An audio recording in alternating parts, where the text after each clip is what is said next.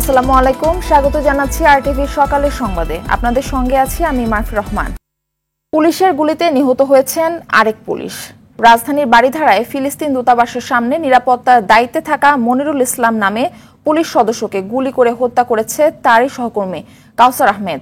তারা দুজনেই কনস্টেবল পদে ছিলেন। এ সময় এক পথচারী ও জাপান দূতাবাসের গাড়ি চালক গুলিবিদ্ধ হন।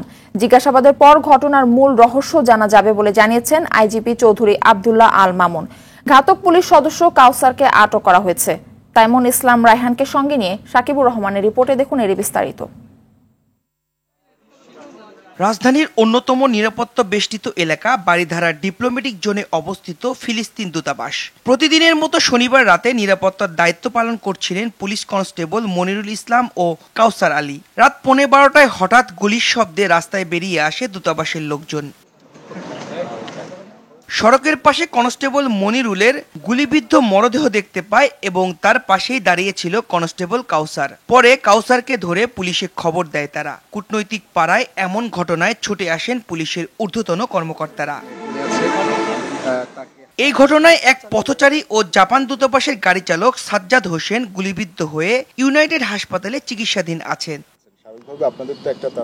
ঘটনাস্থলে আসেন পুলিশ মহাপরিদর্শক চৌধুরী আব্দুল্লাহ আল মামুন। পরিদর্শন শেষে আইজিপি জানান, কাউসার কি কারণে মনিরুল ইসলামকে গুলি করে হত্যা করেছে তা জানতে তদন্ত করা হচ্ছে। আক্রমণকারী কনস্টেবলকে আমরা নিরস্ত্র করেছি, থানায় নিয়ে যাওয়া হয়েছে।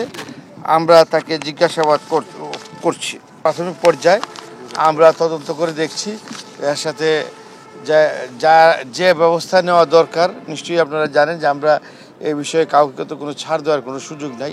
নিহত মনিরুল ইসলামের মরদেহ ময়নাতদন্তের জন্য শহীদ সোহরাওয়ার্দী মেডিকেল কলেজ হাসপাতালে পাঠানো হয়েছে। সাকিবুর রহমান, আরটিভি, ঢাকা। নীলফামারীর কিশোরগঞ্জে নর্থ পোল্ট্রি ফার্ম স্থাপনে জমি জোর জবর দখলের অভিযোগ উঠেছে স্বাস্থ্য খাতের বিতর্কিত ঠিকাদার মোতাজ্জেরুল ইসলাম মিঠুর বিরুদ্ধে। সঙ্গে নাম জড়িয়েছে পুলিশের সাবেক মহাপরিদর্শক বেনজির আহমেদেরও। স্থানীয়রা বলছে পুলিশের সহযোগিতায় বজরাং বাহিনী দখল করেছে এসব জমি। বিস্তারিত ডেস্ক রিপোর্টে। পুলিশের সাবেক মহাপরিদর্শক বেনজির আহমেদের জমিদারি যেন সারা দেশেই। তার নজর থেকে ছাড় পায়নি পোল্ট্রি ফার্মও। নীলফামারীর কিশোরগঞ্জের রণচণ্ডী ইউনিয়নের উত্তর চাঁদখানার 40 একর জমির উপর স্থাপিত এই নর্থ পোল্ট্রি প্রাইভেট লিমিটেড নামের পোল্ট্রি ফার্মের সঙ্গেও জড়িয়ে আছে বেনজিরের নাম। কাগজে কলমে নাম না থাকলেও অভিযোগ রয়েছে স্বাস্থ্য খাতের বিতর্কিত ঠিকাদার মোতাজ্জেরুল ইসলাম মিঠুর সঙ্গে অংশীদারিত্ব রয়েছে পুলিশের এই সাবেক আইজিপির। প্রায় এলাকার 50% থেকে 80% লোককে আসামি করা হয়েছিল। আসামি করার পর দেখা যাচ্ছে যে আসামি থেকে জেলখানা থেকে বাঁচার জন্য তারা জমি লিখে দিয়ে আসে। লিখে দিলে চার্জশিট থেকে তাদের নাম বাতিল করে দেয়। এই কারণে বাধ্য হয়ে অনেকে জমি দিয়ে আসছে। খালি পুলিশ আর পুলিশ, দিনে রাইতে গাড়ি টহল দিতে আছে 10-20-50টা নয়, অন্তত শতাধিক পুলিশ। পরে আমরা বুঝতে পারলাম যে বেনজির এখানে জড়িত আছে, তা নাহলে পুলিশ এতগুলো হয়রান করে এখানে। স্থানীয়দের অভিযোগ, 2013 সালে স্থানীয়দের বিভিন্ন মামলায় জিম্মি করে পুলিশ আর কথিত বজরাং বাহিনীর দাপটে এসব জমি লিখে নেওয়া হয়েছে। অনেকেই পাননি জমির দাম। টাকার জন্য ঘুরতে হচ্ছে ফার্মের মালিক মোতাজ্জেরুল ইসলাম মিঠু ও তার ছোট ভাই কামরুল হক মানিক ওরফে মানিক হাজির কাছে। তবে বিভিন্ন সময় হুমকির মুখে পড়ে টাকা পাওয়ার আশা ছেড়েছেন অনেকেই। জোর জুলুম করে আমার ননদেরতে, আমার ভাগিন ভাগ্নেরতে জোর জুলুম করেই নেছে তারা নিয়ে তাই তো দখলে করি খাইছে। এখন আমাদের ওখানে 18 শতকের মাটি আসলো।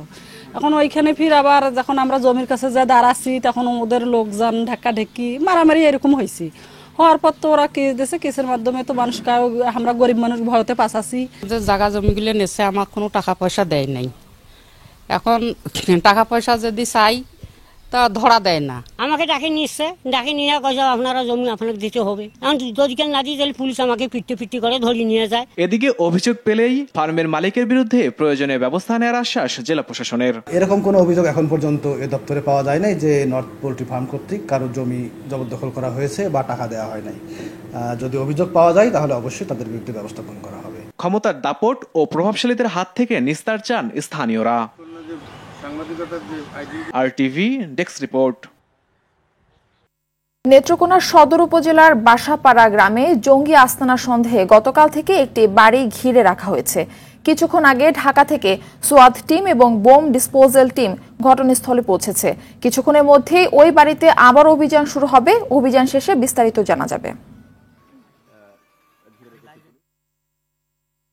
বাজেটে কালো টাকা সাদা করার সুযোগ সংবিধানের সঙ্গে সাংঘর্ষিক মন্তব্য করেন দুর্নীতি বিরোধী আন্তর্জাতিক সংস্থা টিআইবির নির্বাহী পরিচালক ডক্টর ইফতেখারুজ্জামান। বলেছেন, এটি সৎ করদাতাদের কেবল তিরস্কারই নয়, মানুষকে অবৈধ উপার্জনে উৎসাহিত করবে। আরটিভিকে দেয়া একান্ত সাক্ষাৎকারে এসব কথা বলেন তিনি। এই সুযোগ দেয়া থেকে ফিরে এসে দুর্নীতিগ্রস্তদের বিরুদ্ধে সরকারকে এখনই ব্যবস্থা নেওয়া উচিত বলে মত টিআইবির। সালিম মালিকের রিপোর্ট। আবারও ফিরে আসছে অর্থনীতির কালো প্রথা, বিনা প্রশ্নে কালো টাকা সাদা করার সুযোগ। প্রস্তাবিত বাজেট পাশ হলে মাত্র 15% কর দিয়ে দেশের ঘুষখোর, চোরা কারবারি, দুর্নীতি কিংবা ব্যাংক লুট করে বিদেশে অর্থ পাচারকারীরাও সাধু সাজতে পারবে, কিনতে পারবে জমি, ফ্ল্যাট, অ্যাপার্টমেন্ট। সারা বছর সৎ পথে উপার্জনকারীদের কর দিতে হবে 30% পর্যন্ত। সরকারের নেয় এমন সিদ্ধান্তকে কিভাবে দেখছে টিআইবি? একান্ত ভার্চুয়াল সাক্ষাৎকারে সংস্থাটির নির্বাহী পরিচালক জানান, এর মাধ্যমে পুরো দেশটাকেই অনৈতিকতার দিকে ঠেলে দেওয়া হয়েছে। যে এই জায়গায় তাদেরকে জবাবদিহিতে আনার কথা, আইনগতভাবে দৃষ্টান্তমূলক বিচার নিশ্চিত করার কথা, সেই জায়গায় তাদেরকে পুরস্কৃত করা হচ্ছে। দেশবাসীকে সরকার বলছে সারা বছর যেভাবে পারো অনিয়মের মাধ্যমে, দুর্নীতির মাধ্যমে, জালিয়াতির মাধ্যমে অর্থ সম্পদ উপার্জন করো, বছর শেষে তোমাদেরকে এটাকে জাতীয় রাজস্ব বোর্ড থেকে লাইসেন্স দেওয়া হবে, এটা বৈধ। এতে সরকার তার দুর্নীতি বিরোধী অবস্থানকেও নড়েবড়ে করে তুলেছে। বহুল আলোচিত এবং ঘোষিত দুর্নীতির বিরুদ্ধে শূন্য সহনশীলতার যে অঙ্গীকার, বিশেষ করে এই ধরনের অবৈধ আয়ের কথা বলা হয়েছে, এটা বাজেয়াপ্ত করা হবে এবং যারা অবৈধ আয়ের মালিক তাদেরকে বিচার আওতায় আনা হবে। এই ধরনের ঘোষণার সাথে সম্পূর্ণ শুধু সাংঘর্ষিক নয়, এটি পদদলিত করা হচ্ছে। কালো টাকা সাদা করার সুযোগে দেশের অর্থনৈতিক অবকাঠামো ধসে পড়ার পাশাপাশি পরবর্তী প্রজন্মও অনৈতিক শিক্ষায় বেড়ে ওঠার আশঙ্কা ডক্টর ইফতেখারুজ্জামানের। আইন বাতিল করে দেওয়া হচ্ছে কার্যত, প্রতিষ্ঠানগুলোকে মানে নখদন্তহীন করে দেওয়া হচ্ছে। এটা তো দেশবাসী পরবর্তী প্রজন্মের জন্য চিন্তা করা উচিত। তাদেরকে নৈতিকতার কথা আমি আজকে কি করে বলবো যে তোমরা সৎ পথে চলো? এটা তো বলার সুযোগ নেই। তারা কিন্তু বলবে যে আমার তো সরকার বলে দিচ্ছে অনিয়ম করার জন্য, আমি কেন নিয়ম মাফিক চলবো? সরকারকে এমন সিদ্ধান্ত থেকে ফিরে আসার আহ্বান জানিয়ে তিনি বলেন, অসৎ ব্যক্তিদের বিরুদ্ধে কঠোর আইনি ব্যবস্থা নেওয়া জরুরি। সরকার এটাকে বলবে যে আমাদের ভুল হয়েছে, এটা করা উচিত হয় নাই, আমরা এটা করছি না, এই সোজা ভাষা এটা বলতে হবে, এছাড়া কিন্তু বিকল্প নেই। সেলিম মালিক, আরটিভি, ঢাকা। রাজধানীর হাটগুলোতে কোরবানির পশু বেচাকেনা শুরু হয়েছে। গাবতলী হাটে ছাউনি ও খাটাল তৈরির মধ্যেই ক্রেতারা আসছেন পছন্দের গরু কিনতে। গরু, মহিষ, ছাগলের পাশাপাশি হাটে উঠেছে উট ও ভেড়া। ভারতীয় গরুও দেখা যায়, তবে ক্রেতাদের অভিযোগ এবার দাম বেশি। বিক্রেতারা জানান, পশু খাদ্যের দাম বেড়ে যাওয়ায় প্রাণীর মূল্য বেড়েছে। এয়ার বাদলের রিপোর্ট। 17 জুন পবিত্র ঈদুল আজহা, প্রধান অনুষঙ্গ কুরবানি। এই আয়োজনকে পূর্ণতা দিতে ব্যস্ত সময় পার করছেন সংশ্লিষ্টরা। গাবতলী হাটে দেখা যায় প্রস্তুতির পাশাপাশি পশুর সমাগম বেশ ভালো। ক্রেতা আকর্ষণের জন্য বিক্রেতারা প্রাণীগুলোর বাড়তি যত্ন নিচ্ছেন। সাইজ ভেদে দেশি গরুর দাম হাঁকছেন তারা, তবে ভারতীয় গরুর দাম একটু কম। আমার গরু আছে 125টা, তার মধ্যে বাংলাদেশের খামারি গরু আছে এবং কৃষি বাড়ির থেকে কৃষি যারা গরু লালন পালন করে তাদের এখান থেকে কিনা আছে। আমি এখানেও দিয়ে একটা গরু পালি, ঠিক আছে। আর ওই যে বললাম যে ইন্ডিয়ান গরু, ওগুলো আপনার বর্ডার হাট আছে, সেখান থেকে আমরা কিনে নিয়ে আসছি। রাস্তাঘাটে কোনো ঝামেলা নাই, কিছুই নাই, কোনো চাঁদাবাজি নাই, কিচ্ছু নাই, একদম ফ্রেশ মাল। গাড়িতে লোড দিনে চলে আসছি, কোথাও কেউ কোনো বাধাগ্রস্ত করে নাই। এগুলা বললাম তো, এগুলো 3 লক্ষ টাকা ফিক্সড দেশি গরুগুলা, ঠিক আছে। তারপরে তো বিভিন্ন দামের গরু তো আছেই। এটার ওজন হবে মোটামুটি আপনার বললাম তো 10 মণ। ইন্ডিয়ানগুলোর ওজন আছে আপনার 10 মণ আছে, 12 মণ আছে, 8 মণ আছে। ওগুলোর দাম নিম্ন দাম হলো 2,60,000 টাকা, তারপরে 3.5 লাখ আছে, 4 লাখ আছে। অনেকে পরিবারের সদস্যদের নিয়ে পছন্দের পশু কিনতে হাটে আসছেন। দেখলাম বাজারের মধ্যে প্রাথমিকভাবে গরু, মহিষে বিশেষ করে মহিষের উদ্দেশ্যে আসলাম, মোটামুটি ভালোই আসছে, দামের পরিস্থিতিও ভালো। 5 মণ ওজনের আইডিয়ার মধ্যে দেখলাম 160 বলছি, কিছু বাড়তি চাই আর কি। আমরা কাস্টমার হিসাবে প্রথম দিন আসলাম, পরবর্তী দেখা যাক। জাত ভেদে ৮ থেকে ৮০,০০০ টাকায় মিলছে ছাগল। দাম কেমন? ৮০,০০০ টাকা। ওজন কেমন হতে পারে? 2 মণ। কি জাতের খাসি এটা? হরিয়ন। নিয়ে আসছেন কোথা থেকে? কুষ্টিয়া। চাইছিল 12,000 টাকা, পরে আমি বলছিলাম 7,500 টাকা, লাস্টে 8,000 বলছি, এখন 8,500 কেনা হলো। গাবতলীর হাটে বিক্রির জন্য তোলা হয়েছে পাকিস্তানি 2টি উট। প্রতিটির দাম হাঁকা হচ্ছে 26 লাখ টাকা। উট দেখতে ভিড় করছেন অনেকে। কুরবানির উট নিয়ে আবার নাটকের শুটিং করতেও দেখা যায়। গাবতলী হাটের ইজারাদার খলনায়ক মনোয়ার হোসেন ডিপজল। দেখভালের দায়িত্বে আছেন তার ছেলে। তিনি জানান, বিশাল এলাকা জুড়ে এবারও হাটের ব্যবস্থা করা হয়েছে। দেশের বিভিন্ন স্থান থেকে প্রচুর গরু আসছে। এখন পর্যন্ত আমাদের আলহামদুলিল্লাহ খুব ভালো শুরু হয়েছে পশু আসা।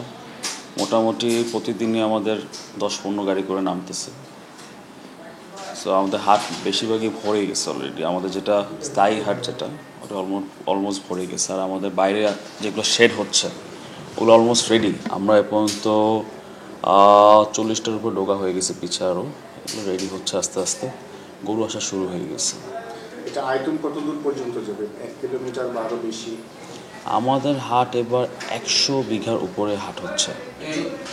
আমাদের নিজস্ব জায়গা পিছিয়ে আছে, ওটা সহ আমরা এবার হাট করতেছি। যেহেতু আমাদের সিটি কর্পোরেশন থেকে যে জায়গাটা দেওয়া হয়েছিল ওটা অনেক ছোট হয়ে গেছে।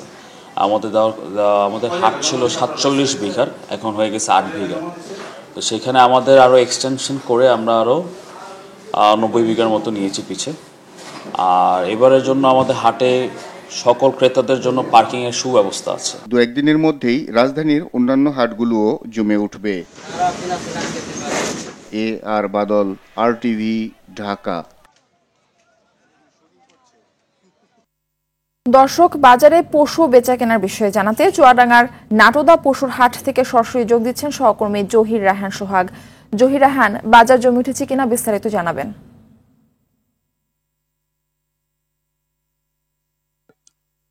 মারফি, আসলে ঈদের দিন অর্থাৎ ঈদুল আজহার দিন যত ঘনিয়ে আসছে, কিন্তু চুয়াডাঙ্গার যে পশু হাটগুলো আছে সেগুলো কিন্তু জমে উঠছে। বিশেষ করে আমরা দেখেছি যে দুপুরের পরে কিন্তু এই পশুর হাটগুলো, এই জেলা যে পশুর হাটগুলো আছে এগুলো জমে উঠেছে। অর্থাৎ দুপুর 12টার পর থেকে কিন্তু পশু হাটে আসতে শুরু করবে।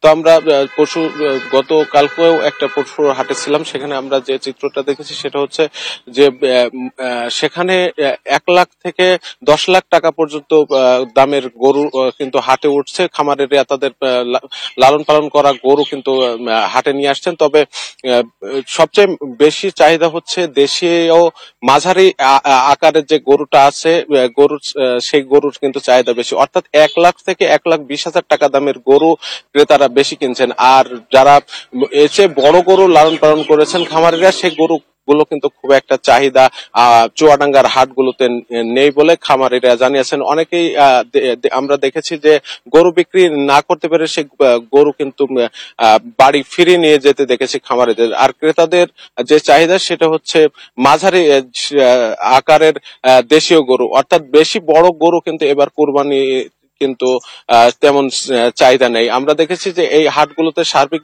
নিরাপত্তা ব্যবস্থায় কিন্তু সাদা পোশাকে এবং পোশাকে কিন্তু পুলিশ টহলে রয়েছে। বিশেষ করে অজ্ঞান পার্টির যে দৌরাত্ম, সেই মলম পার্টির যে দৌরাত্ম সেটা কমাতে কিন্তু পুলিশ সবসময় অ্যালার্ট আছে। তাদের 6 সদস্যকে কিন্তু আমরা দেখেছি গ্রেপ্তার করতে। এছাড়া প্রাণী সম্পদের অফিসের যে মেডিকেল টিম, সেই মেডিকেল টিম প্রতিটা হাটেই কিন্তু কাজ করছে। মারপি, ধন্যবাদ আপনাকে। এবার ভারত প্রসঙ্গ। টানা 3য় মেয়াদে ভারতের প্রধানমন্ত্রী হিসেবে শপথ নিতে যাচ্ছেন নরেন্দ্র মোদী। সন্ধ্যায় নয়াদিল্লির রাষ্ট্রপতি ভবনে আয়োজিত এক অনুষ্ঠানে শপথ নেবেন তিনি। অনুষ্ঠানে যোগ দিতে প্রধানমন্ত্রী শেখ হাসিনা সহ বেশ কয়েকজন বিদেশি সরকার প্রধান ইতিমধ্যেই দিল্লি পৌঁছেছেন।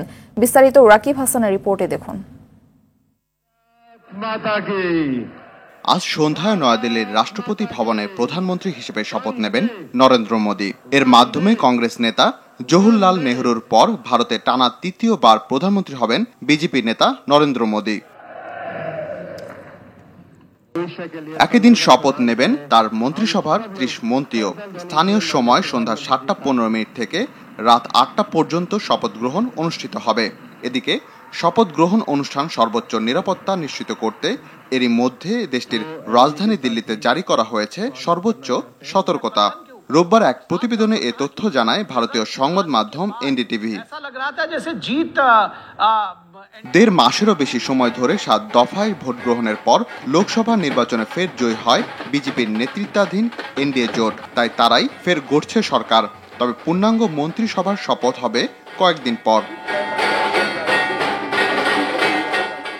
এদিকে রাহুল গান্ধীকে ভারতের লোকসভার বিরোধী দলনেতা করার প্রস্তাব পাশ হয়েছে কংগ্রেসের ওয়ার্কিং কমিটির বৈঠকে। কংগ্রেসের সাধারণ সম্পাদক কেসি ভেনুগোপাল এক সংবাদ সম্মেলনে একথা জানান।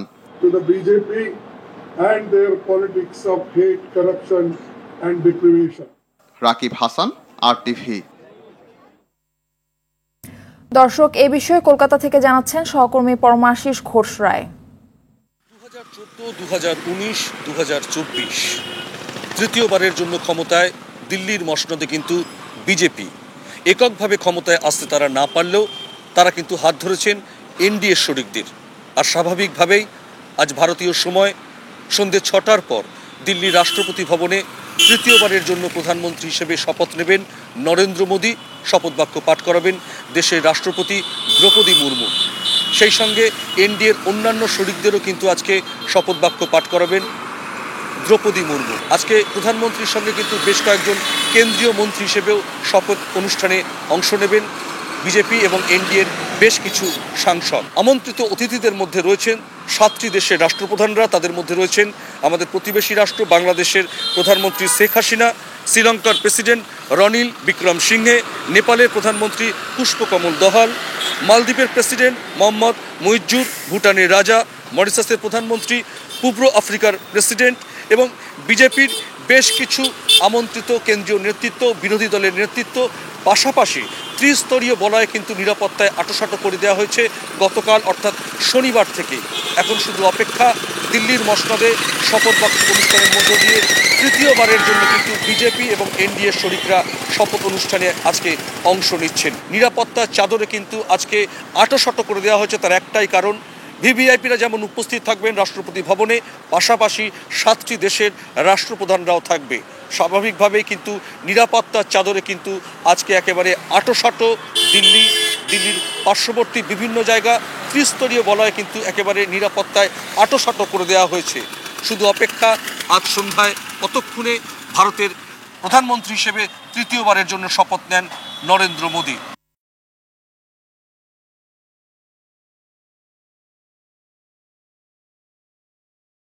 ঘূর্ণিঝড় রেমালে স্থগিত হওয়া 19টি উপজেলার ভোট চলছে। সকাল 8টা থেকে ভোট শুরু হয়, চলবে বিকেল 4টা পর্যন্ত। অবাধ ও সুষ্ঠুভাবে নির্বাচন আয়োজনের সব প্রস্তুতি আগেই শেষ করেছে নির্বাচন কমিশন। শনিবার দুর্গম এলাকার কেন্দ্রগুলোতে ব্যালট পেপার সহ নির্বাচনী সরঞ্জাম পাঠানো হয়েছে। এর মধ্য দিয়ে আনুষ্ঠানিকভাবে শেষ হচ্ছে 6ষ্ঠ উপজেলা পরিষদ নির্বাচনের ভোট। আগে 4টি ধাপের ধারাবাহিকতায় এবারে নির্বাচনেও বিজিবি, র্যাব, পুলিশ, আনসার, ভিটিপি, গ্রাম পুলিশ সহ আইন শৃঙ্খলা বাহিনীর সদস্য মোতায়েন রয়েছে।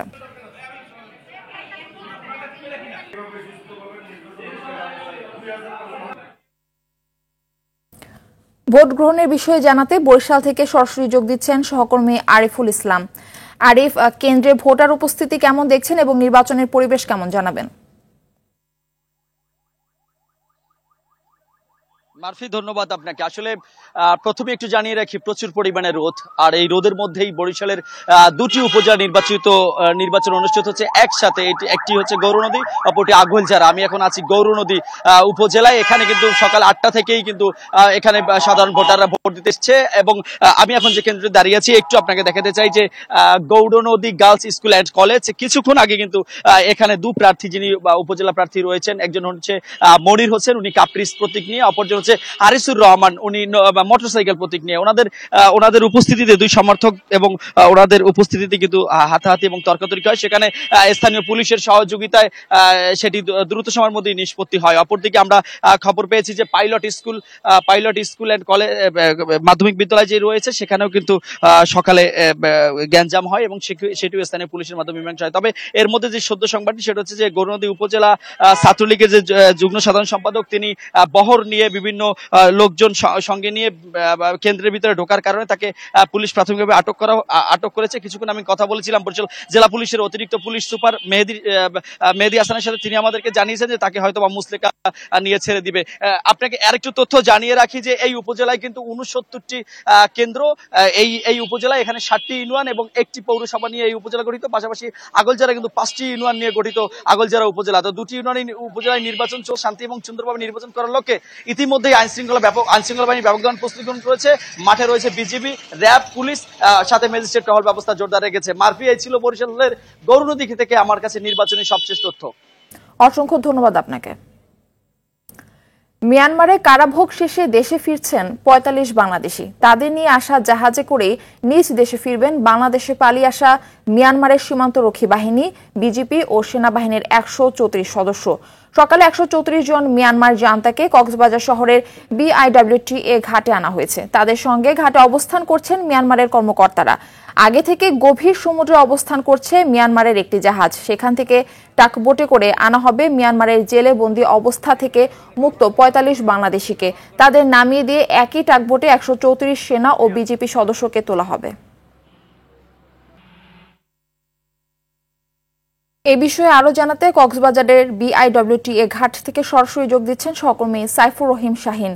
শাহিন, জানাবেন যে বাংলাদেশি ও মিয়ানমারের নাগরিকদের হস্তান্তরের বিষয়ে কি তথ্য আছে আপনার কাছে? মাফি, আসলে আমি এখন রয়েছি যে BIWTA এর যে ঘাটটা রয়েছে, ঘাটের ঠিক প্রবেশ মুখ আমি রয়েছে। এখানে কিছুক্ষণ আগে যে সমুদ্র থেকে এখানে নিয়ে আসা হয়েছে 45 বাংলাদেশি, যারা দীর্ঘদিন ধরে মিয়ানমারের কারাগারে বিভিন্ন কারণে কক্সবাজার সাংস্কৃতিক কেন্দ্রে সেখানে তাদেরকে রেখে তাদের আত্মীয় স্বজনদের কাছে হস্তান্তর করা হবে। কিছুক্ষণ আগে যে মিয়ানমারের যে 134 জন বিজিবি এবং সেনা সদস্য রয়েছে তাদেরকে এখান থেকে ফেরত পাঠানো হয়েছে। তাদেরকে টাকবোটে করে তুলে দেওয়া হয়েছে এবং তাদেরকে গভীর সমুদ্রের মধ্যে নিয়ে যাওয়া হবে। সেখান থেকে মিয়ানমারে বোটে করে তাদেরকে মিয়ানমারে নিয়ে যাওয়া হবে। তো এই পর্যন্ত এই পরিস্থিতি, এখানে বিজিবি এবং অন্যান্য আইনশৃঙ্খলা বাহিনী রয়েছেন, তারা বিষয়টি দেখভাল করছে। তো মারফি, কক্সবাজার থেকে হচ্ছে আমার সর্বশেষ তথ্য। ধন্যবাদ আপনাকে। এদিকে এ গ্রুপের হাই ভোল্টেজ ম্যাচে আজ মুখোমুখি হচ্ছে চিরপ্রতিদ্বন্দ্বী ভারত ও পাকিস্তান। নিউ ইয়র্কের নাসাউ কাউন্টি ইন্টারন্যাশনাল ক্রিকেট স্টেডিয়ামে খেলা শুরু রাত 8:30টায়। টানা তৃতীয় জয় তুলে শেষ 8-এর পথে এগিয়ে যেতে চায় আত্মবিশ্বাসী ভারত। আর চাপে থাকা পাকিস্তানের কাছে এ ম্যাচ শুধু মর্যাদা নয়, বাঁচা মরার লড়াই। অরণ্য গফুরের রিপোর্টে থাকছে এর বিস্তারিত। আয়ারল্যান্ডের বিপক্ষে দাপুটে জয়ে বিশ্ব আসর শুরু করায় ফুরফুরে মেজাজে ভারতীয় শিবির। সেই ম্যাচে রোহিত শর্মার রানে ফেরা বাড়তি পাওয়া মেন ইন ব্লুদের। তাই চিরপ্রতিদ্বন্দ্বীদের বিপক্ষে ম্যাচের আগে বেশ নির্ভর রাহুল দ্রাবিড়ের শিষ্যরা। বিশেষত আইসিসি টুর্নামেন্টে পাকিস্তানের বিপক্ষে একতরফা আধিপত্য সম্পর্কে অবগত ভারতীয়রা। টি-20 বিশ্বকাপে মুখোমুখি 7 দেখায় 6টিতেই জিতেছে ভারত। পাকিস্তানকে পেলেই জ্বলে ওঠে বিরাট কোহলির ব্যাট। সঙ্গে জয়সওয়াল, পন্ত, হার্দিক ও সূর্যকুমারের পাওয়ার হিটিং যোগ্যতা ভারতের ব্যাটিংয়ে দিয়েছে গভীরতা। অলরাউন্ডার হার্দিক পান্ডের পাশে পেসার হিসেবে থাকবেন বুমরা, সিরাজ, অর্শদীপের মধ্যে 2 জন। বাবর আজমের বিপক্ষে বরাবর সফল চায়নাম্যান কুলদীপ যাদবকে সুযোগ দিতে বিশ্রাম পেতে পারেন জাদেজা বা অক্ষর প্যাটেল। এদিকে শুরুতেই নবাগত যুক্তরাষ্ট্রের কাছে হেরে চাপের সমুদ্রে হাবুডুবু খাচ্ছে পাকিস্তান। এই ম্যাচে হার কার্যত টুর্নামেন্ট থেকেই ছিটকে দিতে পারে সায়েন্সদের। পাকিস্তানের প্রথম চাওয়া তাই ব্যাটসম্যানদের রানে ফেরা। বিশেষত ফখর, বাবর ও রিজওয়ানের উপর নির্ভর করবে সবুজ ব্রিগেড। যে কোনো প্রতিপক্ষকে ঘুরিয়ে দিতে পারে আমির, শাহিন, নাসিম, হারিস রৌফের পেস আক্রমণ। একই সঙ্গে তাদের দায়িত্বহীনতা যুক্তরাষ্ট্র ম্যাচের মতো ডুবিয়ে দিতে পারে দলকে। শাদাব খানের অলরাউন্ড নৈপুণ্যতাই হতে পারে পাকিস্তানের তুরুপের তাস। এমন রক্ত গরম করা ম্যাচের আগে দুই প্রতিবেশীর ভাবনার বড় জায়গা জুড়ে থাকছে পিচের কন্ডিশন। অরণ্য গফুর, টিভি। সকালের সংবাদ এ পর্যন্তই। সবশেষ সংবাদ জানতে যে কোনো মোবাইল ফোন থেকে 2414 নম্বরে ডায়াল করুন। মধ্যাহ্নের সংবাদ দুপুর 12টায় দেখার আমন্ত্রণ রইল। ধন্যবাদ সবাইকে।